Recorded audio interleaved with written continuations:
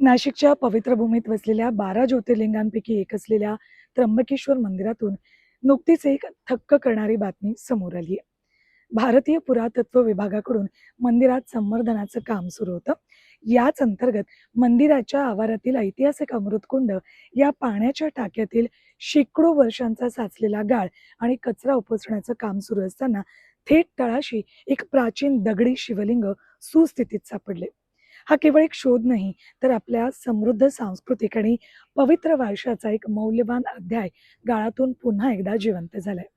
हा शोध जितका श्रद्धेचा विषय, तितकाच तो त्र्यंबकेश्वरच्या रक्तरंजित आणि अभिमानास्पद इतिहासाची साक्ष देणार आहे.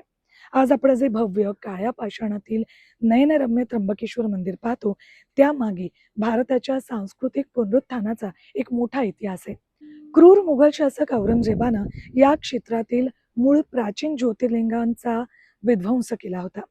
पण मराठा साम्राज्यानं हा अपमान सहन केला नाही.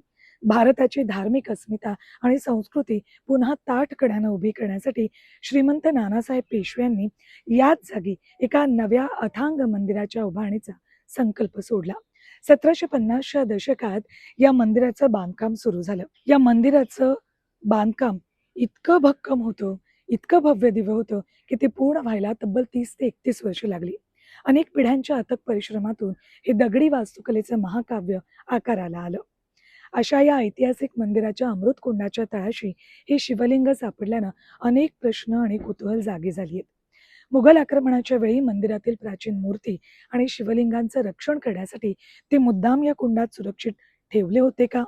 की जुन्या मंदिरांच्या वैभवशाली अवशेषांपैकी एक आहे? असे अनेक रहस्यमय पदर आता उलगडणार आहेत.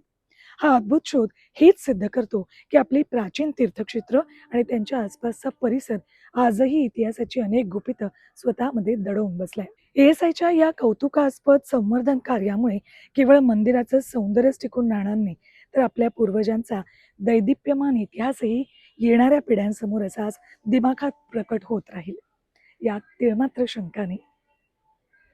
श्रावणात ही माहिती ऐकायला कसं वाटलं कमेंटमध्ये नक्की सांगा.